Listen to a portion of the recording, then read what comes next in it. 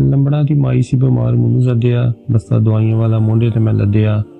ਵੇਖੀ ਉਹਦੀ ਨਬਜ਼ ਹਵਾ ਵਿੱਚ ਚੱਲ ਸੀ, ਹਲਕਾ ਬਹਾਰ ਸੀ ਤੇ ਬਾਕੀ ਮਾਈ ਵੱਲ ਸੀ। ਮਾਈ ਦੇ ਮੁੰਡਿਆਂ ਨੂੰ ਸੱਦਿਆ ਮੈਂ ਕੋਲ। ਮਾਈ ਵਿੱਚ ਦਸੀਆਂ ਬਿਮਾਰੀਆਂ ਵੀ ਫੋਲ। ਇੱਕੋ ਕੁੜੀ ਦਿੱਤੀ ਹੈ ਮੈਂ ਵਧੀਆ ਦਵਾਈ ਦੀ, ਸਿਹਤ ਭਲਾ ਕਦੋਂ ਠੀਕ ਹੋਏਗੀ ਮਾਈ ਦੀ। ਦੂਜੇ ਦਿਨ ਗਿਆ ਮੈਂ ਦਵਾਈ ਦੇਣ ਮਾਈ ਨੂੰ, ਤੇ ਟਾਲ ਕਿਹੜਾ ਸਕਦਾ ਰੱਬ ਵੱਲੋਂ ਆਈ ਨੂੰ। ਰੱਬ ਦਾ ਕਰਨਾ ਕਿ ਮਾਈ ਮਰ ਗਈ ਸੀ, ਮੇਰੇ ਵਾਸਤੇ ਵੀ ਮੌਤ ਦਾ ਸਮਾਨ ਕਰ ਗਈ ਸੀ। ਮਾਈ ਦੇ ਮੁੰਡਿਆਂ ਨੇ ਮੈਨੂੰ ਹੀ ਵਿਛਾ ਲਿਆ, ਮਾਈ ਲਈ ਜੋ ਮੰਜਾ ਆਂਦਾ ਉਹਦੇ ਉੱਤੇ ਪਾ ਲਿਆ। ਰਲ ਮਿਲ ਸੋੜ ਲਾਈ ਮੈਨੂੰ ਉਹਨਾਂ ਸਭਨਾਂ, ਆਖਣ ਲੱਗੇ ਮਾਈ ਦੇ ਨਾਲ ਹੀ ਤੈਨੂੰ ਦਬਣਾ।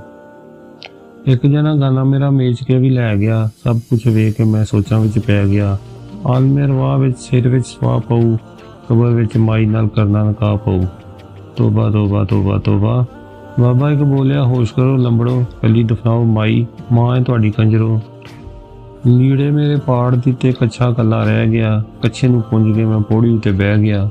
ਮਿੰਟਾਂ ਦੇ ਵਿੱਚ ਹੋਈ ਪਿੰਡ ਵਿੱਚ ਹਾਏ ਮਾਈ ਦੇ ਜਨਾਜ਼ੇ ਨਾਲੋਂ ਬਹੁਤੇ ਮੈਨੂੰ ਵੇਖਣ ਆਏ। ਮਿੰਟਾਂ ਮੈਂ ਕੀਤੀਆਂ, ਬਸ ਹੁੰਦਾ ਰੱਬ ਦੇ, ਸਾਹ ਕਦੋਂ ਵਧੇ ਦਵਾਈ ਨਾਲ ਸਭ ਦੇ। ਦਿੱਤੀ ਮਾਈ ਨੂੰ ਜੋ ਦਵਾਈ ਬੜੀ ਖਰੀ ਸੀ, ਮੇਰੀ ਮਾਂ ਵੀ ਕੰਜਰੋ ਐਸੇ ਦਵਾਈ ਨਾਲ ਮਰੀ ਸੀ।